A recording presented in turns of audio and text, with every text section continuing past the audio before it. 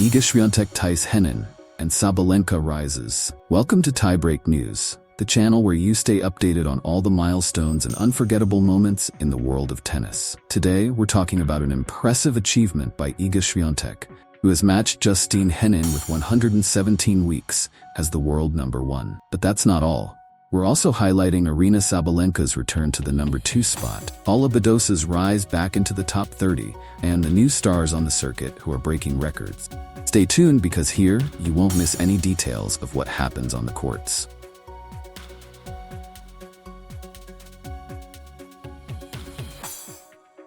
Rankings Watch. Swiatek matches Henin with 117 weeks as world number 1. In the latest edition of the WTA rankings, Iga Swiatek reached another significant milestone in her exceptional career.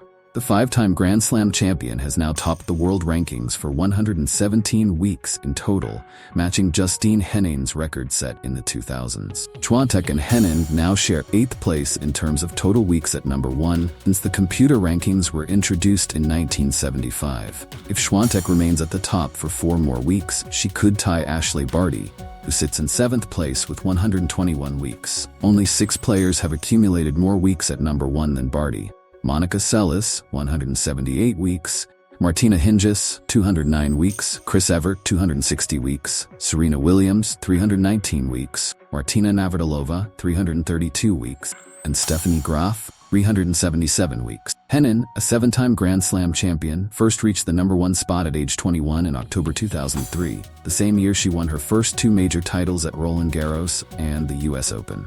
She spent her 117th and final week as number 1 at age 26 in May 2008, the month she first retired. At the time of her retirement, Henin was the world number 1 and requested to be immediately removed from the rankings, which shortened her total time at the top. Swiatek, who matched Henin's record of 4 Roland Garros trophies this year, first ascended to the number 1 position at age 19 in April 2022. Sabalenka returns to number 2. Badosa back in the top 30. Last week, the Hologic WTA Tour stopped in Cincinnati for the 8th WTA 1000 tournament of the season, with the theme of the week being injury recovery. Both finalists had missed parts of the 2024 season, but managed to find their best form just before the US Open, which takes place next week. Aryna Sabalenka was forced to sit out Wimbledon due to a shoulder injury, causing her ranking to drop to number 3. Upon her return, the Australian Open champion lost to players outside the top 30,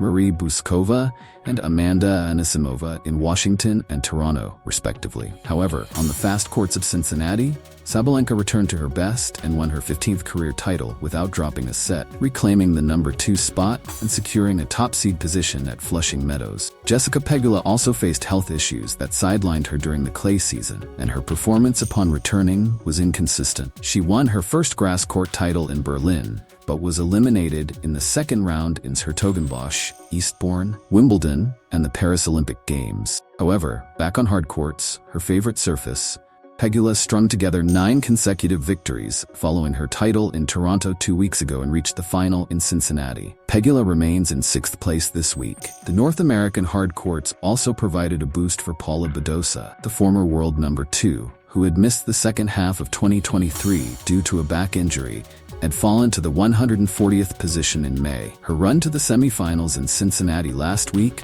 marked the first time since Indian Wells 2022 that she reached the semifinals of a WTA 1000 tournament. With this, Badosa climbed 10 positions to number 27. Despite a tough start to the year, where Badosa lost 9 of her first 15 matches, including 3 retirements, she has shown signs of recovery since the Rome tournament. Now, Badosa enters the US Open with 20 wins in her last 26 matches. Schneider, Andreeva, Townsend, Avanesian, and Kruger reached new career highs. Strong performances in Cincinnati resulted in new career high rankings for a group of 5 players. Diana Schneider, who entered the top 20 for the first time last week, moved up 2 more spots to reach 18th place. After making it to the 3rd round, Mira Andreeva notched her 4th top 10 win of the season over Jasmine Paolini and reached her 3rd quarterfinal of 2024 in WTA 1000 or higher tournament. The 17-year-old climbed 3 positions to 21st place.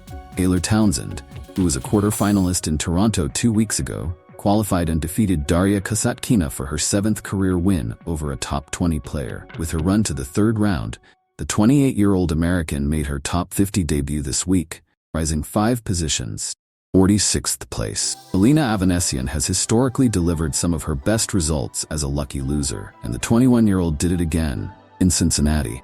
Playing for the first time under the Armenian flag, Avanesian notched her 6th career win over a top 20 player by defeating Jelena Ostapenko to reach the 3rd round, climbing 7 positions to 51st place. Ashlyn Kruger secured some big wins, defeating former world number 1 Naomi Osaka in the final qualifying round, before taking down Olympic silver medalist Donna Vekic in a 3-hour marathon in the 1st round. With her run to the 2nd round, the 20-year-old American climbed 4 positions to reach 61st place. Other notable ranking movements: Jelena Ostapenko, up 1 to number 10. The Latvian fell in the 2nd round in Cincinnati, but returns to the top 10 due to Danielle Collins' drop in points from the 2023 2nd round. Nadia Podoroska, up 21 to number 67.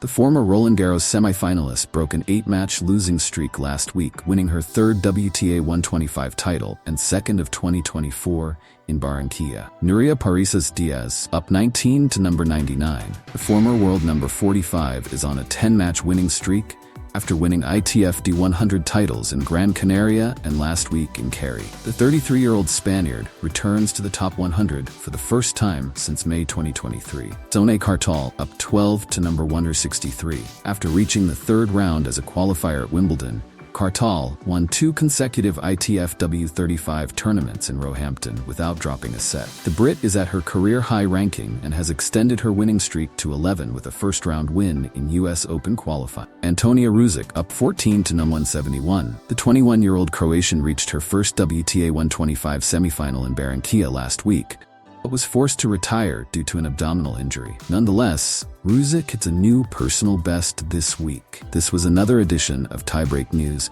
where you follow the players making history in tennis. If you enjoyed today's updates, don't forget to leave a like, subscribe to the channel, and hit the notification bell so you don't miss any update. See you in the next video with more excitement and highlights from the world of tennis. Until then, keep cheering with us and share your passion for the sport. Thanks, everyone.